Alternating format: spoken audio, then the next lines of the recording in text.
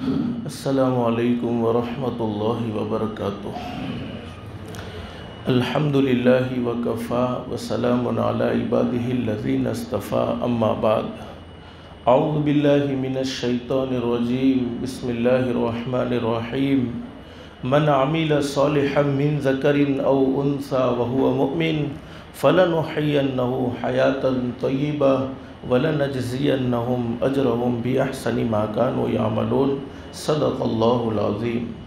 درود شریف پڑھ لے۔ اللہم صلی علی محمد وعلی آل محمد کما صلیت علی ابراہیم وعلی آل ابراہیم انک حمید مجید۔ اللہم بارک علی محمد وعلی آل محمد کما بارکت علی ابراہیم وعلی آل ابراہیم انک حمید مجید۔ گرامی قدر علماء کرام، بزرگان محترم اور میرے پیارے دوستو، اللہ کا ہم سب پر بہت بڑا احسان اور بہت بڑا کرم ہے کہ اللہ نے ہم سب کو تھوڑی دیر کے لیے اپنے گھر میں یعنی مسجد میں جمع فرمایا۔ دعا کرو اللہ ہم سب کے جمع ہونے کو قبول فرمائے، اور اللہ سے دل سے دعا کر لو اللہ تو نے اپنے فضل و کرم سے جیسے ہمیں مسجد میں جمع فرمایا، اللہ کے لیے کوئی مشکل نہیں، اللہ ہم سب کو جنت الفردوس میں بھی جمع فرمائے۔ 15 منٹ کا وقت، مجھے کوئی لمبی چوڑی باتیں نہیں کرنی، کچھ مختصر باتیں آپ کی خدمت میں پیش کرنی ہے۔ اللہ ہم سب کو عمل کی توفیق نصیب فرمائے۔ میرے بھائیو، ہم سب کا یہ عقیدہ ہونا چاہیے کہ آج تک جو کچھ ہوا، بولو کس نے کیا؟ بولو زور سے، کس نے کیا؟ اللہ نے کیا۔ ابھی جو کچھ ہو رہا ہے کون کر رہا ہے؟ اللہ ہی کر رہے ہیں۔ اور آئندہ جو کچھ ہونے والا ہے وہ بھی کون کرنے والا ہے؟ ہمارا پیدا کرنے والا اللہ ہی کرنے والا ہے۔ لیکن ہم سب کی یہ خواہش ہے، ہم سب کی یہ تمنا ہے، ہم سب کی یہ چاہت ہے کہ ہمارا ہر آنے والا دن جانے والے دنوں سے بہتر ہو۔ ہر ایک کی یہ خواہش ہے کہ ہمارو ہر آو واڑو دیوس جوا واڑا دیوسوتی سارو ہوئے۔ ہر ایک نیا تمنا ہے، ہر ایک نیا خواہش ہے، تو ہر ایک کی یہ تمنا اور اللہ سے ایسی عزت مانگنی چاہیے جس کے بعد کبھی ذلت نہ ہو۔ اللہ سے ایسی مالداری مانگنی چاہیے جس کے بعد کبھی غربت نہ ہو۔ اللہ سے ایسی خوشحالی مانگنی چاہیے جس کے بعد کبھی تنگحالی نہ ہو، یعنی جس کے بعد کبھی پریشانیوں کا سامنا نہ کرنا پڑے۔ لیکن مجھے کوئی لمبی چوڑی باتیں نہیں کرنی، بس ایک حدیث پاک آپ کو سنانی ہے۔ اللہ ہم سب کو عمل کی توفیق نصیب فرمائے۔ حدیث کی کتاب ترمذی شریف، اس میں یہ حدیث موجود ہے۔ اللہ سے دل سے دعا کر لو اللہ ہر ایک کو مدینۃ المنورہ کی حاضری نصیب فرمائے۔ اللہ ہر ایک کے لیے مدینہ جانا آسان فرمائے۔ اخلاص اور للہیت کے ساتھ، ادب کے ساتھ جانا ہر ایک کے لیے اللہ پاک مقدر فرمائے۔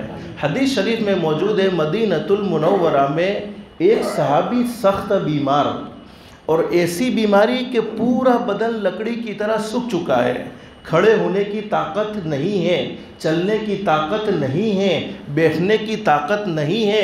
اور ہم جب ہمارے نبی حضرت محمد الرسول اللہ صلی اللہ علیہ وسلم کی مبارک زندگی کو پڑھیں گے، مبارک زندگی کو سنیں گے، تو یہ فیصلہ کرنے پر مجبور ہوں گے کہ ہمارے ماں باپ سے بھی زیادہ اگر ہم سے کوئی محبت کرنے والا تھا تو وہ ہمارے نبی حضرت محمد الرسول اللہ صلی اللہ علیہ وسلم کی ذات گرامی ہے۔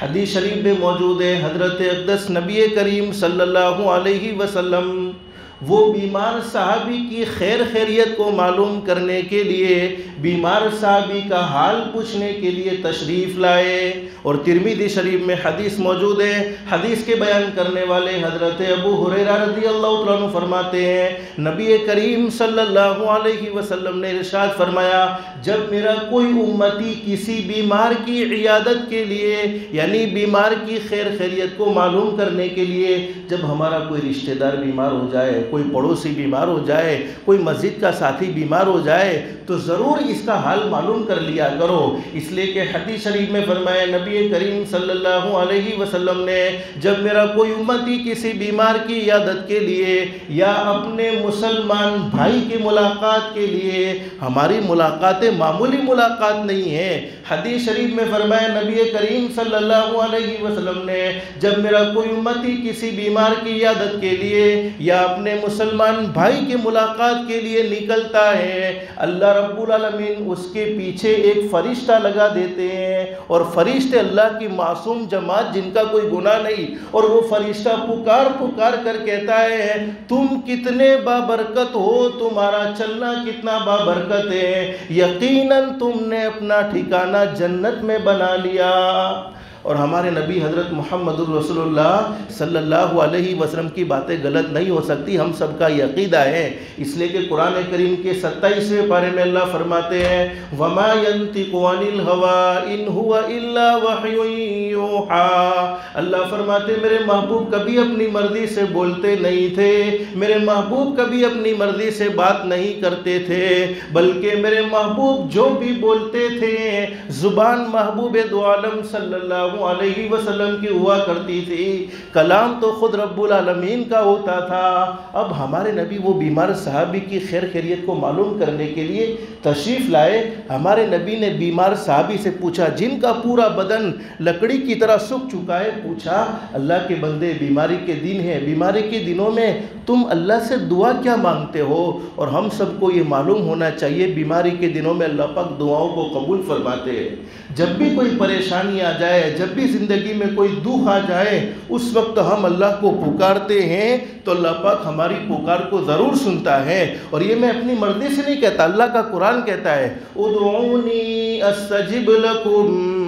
اللہ فرماتے میرے بندو جب تم مجھ سے مانگتے ہو، مجھے پکارتے ہو، تو میں تمہاری پکار کو ضرور قبول کر لیتا ہوں، تمہاری پکار کو ضرور سنتا ہوں۔ اب ہمارے نبی نے وہ بیمار صحابی سے پوچھا کہ بیماری کے دنوں میں تم اللہ سے دعا کیا مانگتے ہو؟ تو صحابی نے کہہ دیا اللہ کے نبی بس میں اللہ سے ہی دعا مانگتا ہوں۔ کیا دعا مانگتے تھے صحابی؟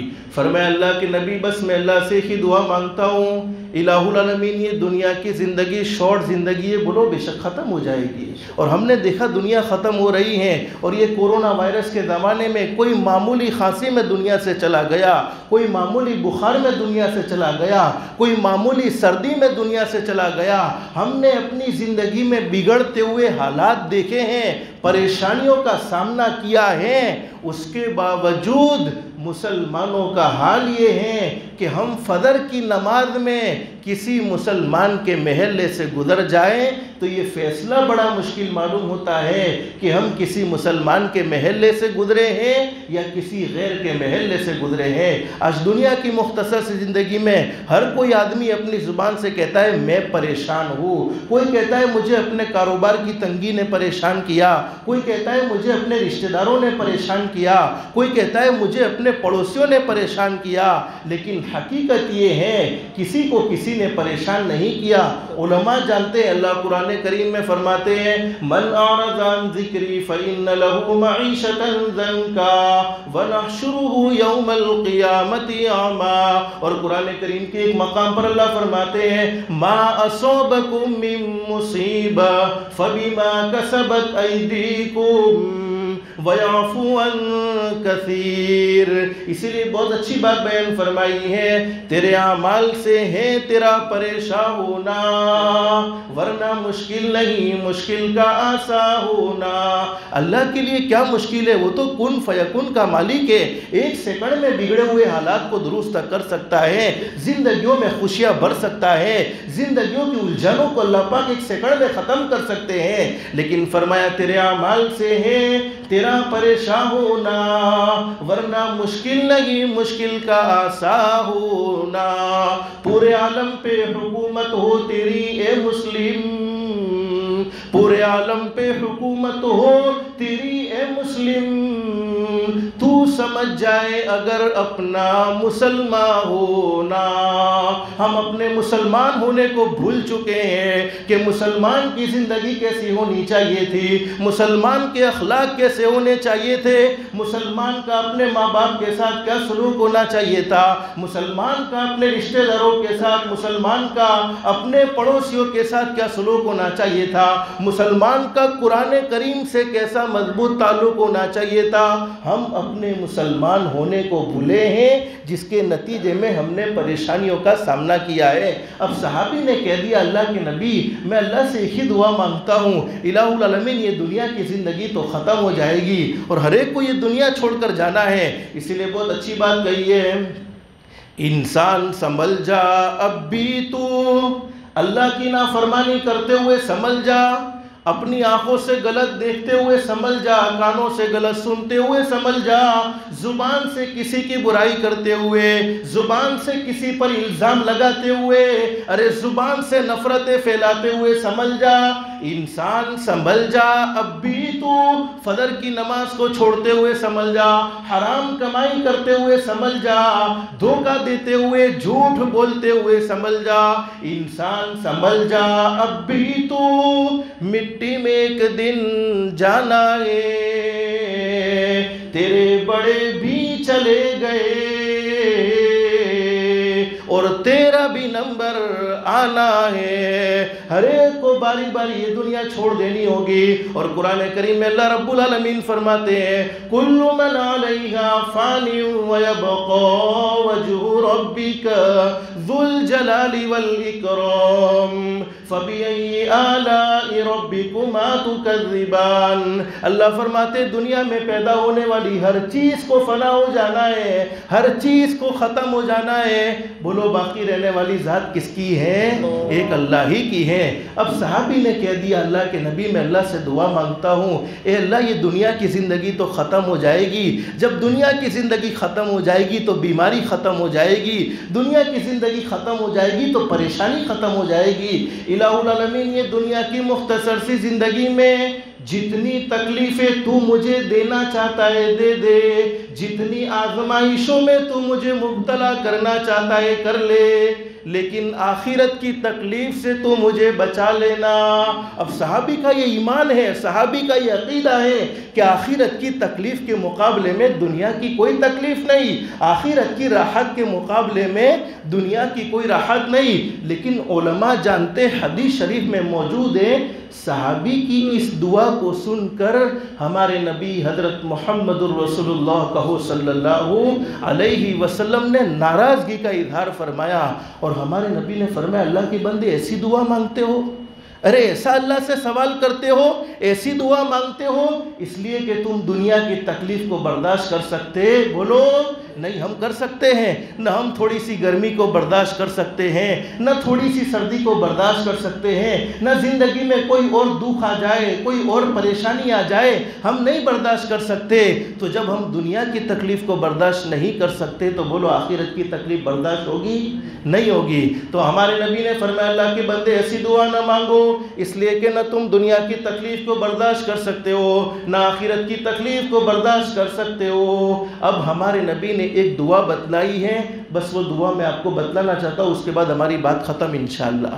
تو اب دعا سننا چاہتے کہ دعا کو آئندہ پروگرام میں انشاءاللہ، چونکہ 14 منٹ مکمل ہو چکی ہے، دعا سننی ہے کہ آئندہ سنا دے دعا؟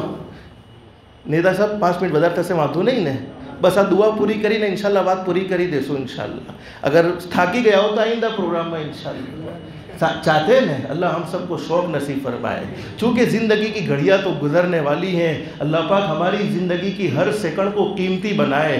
حدیث شریف میں موجود ہے، ہمارے نبی نے ایک دعا سکھلائی ہے، اور بخاری شریف میں حدیث موجود، حضرت اقدس نبی کریم صلی اللہ علیہ وسلم جن کے صدقے میں اللہ نے پوری کائنات کو سجایا، سب سے زیادہ اگر اپنی زندگی میں کوئی دعا مانگی ہے تو یہی دعا ہے جو میں ابھی آپ کو بتلانے جا رہا ہوں، اور علماء نے لکھا ہے کہ اس دعا کو پڑھنے کی برکت سے، استحضار کے ساتھ مانگنے کی برکت سے اللہ زندگی کی تمام ٹینشنوں کو ختم فرما دے گا، اور زندگیوں میں سکون و اطمینان بھر دے گا۔ کاروبار کی تنگی ہے، حلال روزی کے لیے پریشانیاں ہیں، اس دعا کو مانگنے کے بعد اللہ سے حلال پاکیزہ روزی کا سوال کرے، اللہ پاک ضرور نصیب فرمائے گا۔ ارے قرض میں ڈوب چکے ہیں، ادا کرنے کی طاقت نہیں ہے، اللہ سے دعا مانگے اور یہ دعا پڑھتا رہے، اللہ پہاڑ سے بھی بڑے بڑے قرض سے عافیت کے ساتھ نجات نصیب فرمائے گا۔ گھر میں جوان بیٹی، گھر میں جوان بیٹا ہے لیکن کوئی مناسب رشتہ ملتا نہیں، اس دعا کو پڑھنے کا اہتمام کرے، اللہ نیک سالے جوڑے کے فیصلے فرمائے گا۔ الغرض جتنی ہماری دنیا کی ضرورتیں ہیں تمام کی تمام ضرورتیں اللہ پاک عافیت کے ساتھ ہم سب کو مہیا فرمائے گا۔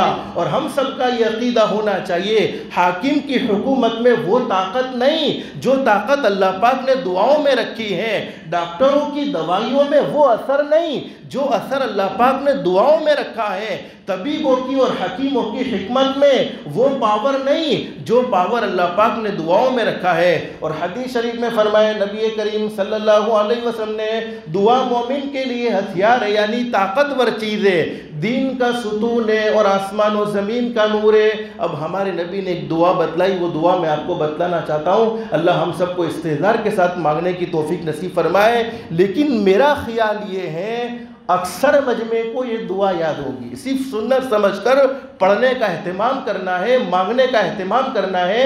اس کی برکت سے اللہ پاک ہر آنے والا دن جانے والے دنوں سے بہتر بنائے گا۔ ہم نے اپنی زندگی کے 2 رمضان ایسے گزارے ہیں کہ ہم مسجدوں میں عبادت کرنا چاہتے تھے، اس کے باوجود نہ کر سکے، اللہ کے گھر میں آ کر اللہ کے سامنے جھکنا چاہتے تھے، اس کے باوجود ہم اللہ کے سامنے مسجد میں آ کر نہ جھک سکے۔ اور ہم سب کا یہ عقیدہ ہونا چاہیے مسجد اللہ کا گھر ہے، دنیا کی کوئی طاقت مسجد کے دروازے کو بند نہیں کر سکتی۔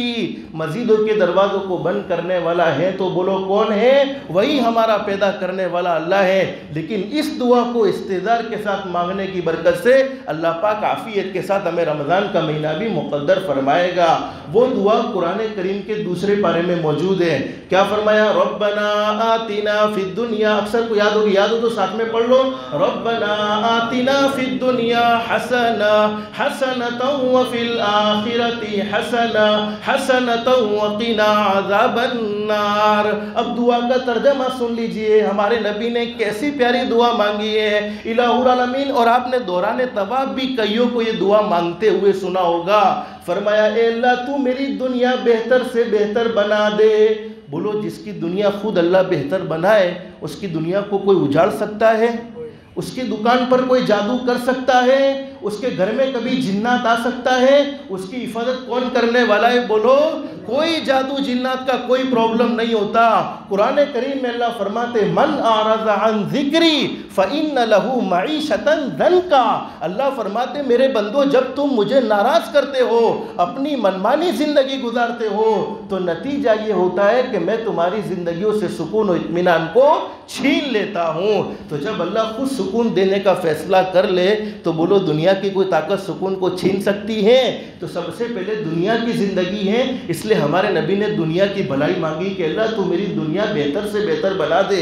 پھر فرمایا وفی الآخرۃ حسنہ، اے اللہ تو میری آخرت بھی بہتر سے بہتر بنا دے۔ کیا مطلب ہے؟ اللہ پاک ایسے اعمال کی توفیق نصیب فرمائے گا جن اعمال سے آخرت سنورتی ہے، جن اعمال سے جنت سنورتی ہے، یعنی گناہوں سے بچنے کی طاقت۔ بہت سے لوگ نہیں کہتے کہ ہم گناہوں سے بچنا چاہتے ہیں، اس کے باوجود بچ نہیں سکتے، ماحول اتنا دن بدن بگڑتا جا رہا ہے۔ تو میرے پیاروں یہ دعا مانگیں گے تو اللہ پاک ہمیں گناہوں سے بھی بچائے گا اور نیک اعمال کی توفیق نصیب فرمائے گا۔ پھر ہمارے نبی نے فرمایا وقینا عذاب النار، اے اللہ تو مجھے جہنم کے عذاب سے بچا لے۔ ترمذی شریف میں حدیث موجود، حدیث کے بیان کرنے والے حضرت انس رضی اللہ عنہ فرماتے ہیں وہ بیمار صحابی جن کے اندر کھڑے ہونے کی بولو طاقت نہیں تھی، بیٹھنے کی طاقت نہیں تھی، چلنے کی طاقت نہیں تھی، پورا بدن بیماری کی وجہ سے کمزور ہو چکا تھا، اس دعا کو پڑھنے کا اہتمام کیا، اللہ نے مکمل شفا نصیب فرما دی، مکمل تندرستی نصیب فرما دی۔ علماء نے لکھا ہے کہ جو آدمی لا علاج بیماری میں مبتلا ہو جائے، ایسی بیماری کے ڈاکٹر جواب دے چکے ہیں، ایسی بیماری کے طبیب و حکیم جواب دے چکے ہیں، وہ اس دعا کو پڑھنے کا اہتمام کرے، اللہ پاک اس کے لیے عافیت کا معاملہ کرے گا انشاءاللہ۔ تو ہم پڑھیں گے انشاءاللہ، اللہ سے مانگتے رہیں گے، اللہ سے دل سے دعا کر لو اللہ ہماری دنیا بھی بہتر سے بہتر بنائے، آخرت بھی بہتر سے بہتر بنائے۔ لیکن آخر میں ایک بات کہوں گا، 5 وقت کی نماز پہلے ہے، سارے وظیفے بعد میں ہیں، تو سب سے پہلے 5 وقت کی نماز کا بھی خاص طور پر اہتمام کریں گے۔ اللہ ہم سب کو 5 وقت کی نماز کا بھی اہتمام کی توفیق نصیب فرمائے۔ میں ہماری لامبڑیا والوں کا بہت شکر ادا کرتا ہوں، اللہ ان کو دنیا میں بھی بہترین سے بہترین بدلہ نصیب فرمائے، آخرت میں بھی بہترین سے بہترین، اس لیے کہ علماء علماء جانتے ہیں، مسلم شریف میں حدیث موجود ہے، من لم یشکر الناس لم یشکر اللہ، جو لوگوں کا شکر ادا نہیں کرتا وہ اللہ کا بھی شکر ادا نہیں کرتا۔ تو ہمارے حضرت حاجی عبد القادر صاحب نیتا جی نے جو ہمیں بولنے کا موقع دیا کچھ وقت کے لیے، اللہ پاک ان کو اور قبول فرمائے، دنیا میں بھی انہیں اچھا رکھے، آخرت میں بھی اچھا رکھے۔ اسی طریقے سے بہت سے احباب ہیں جن کو میں پہچانتا بھی ہوں، نہیں بھی پہچانتا، اللہ تمام کو جزائے خیر نصیب فرمائے، ہر ایک کے بیٹھنے سننے کو قبول فرمائے۔ اللہ سے دل سے دعا کر لو، اللہ ہم سب کو اللہ کے احکام کے مطابق، حضرت نبی کریم صلی اللہ علیہ وسلم کے طریقے کے مطابق زندگی گزارنے کی توفیق و سعادت نصیب فرمائے۔ اللہ ہم سب کو کہنے سننے سے زیادہ اخلاص، استخلاص اور استقامت کے ساتھ عمل کی توفیق نصیب فرمائے، آمین یا رب العالمین۔ وآخر دعوانا الحمدللہ رب العالمین۔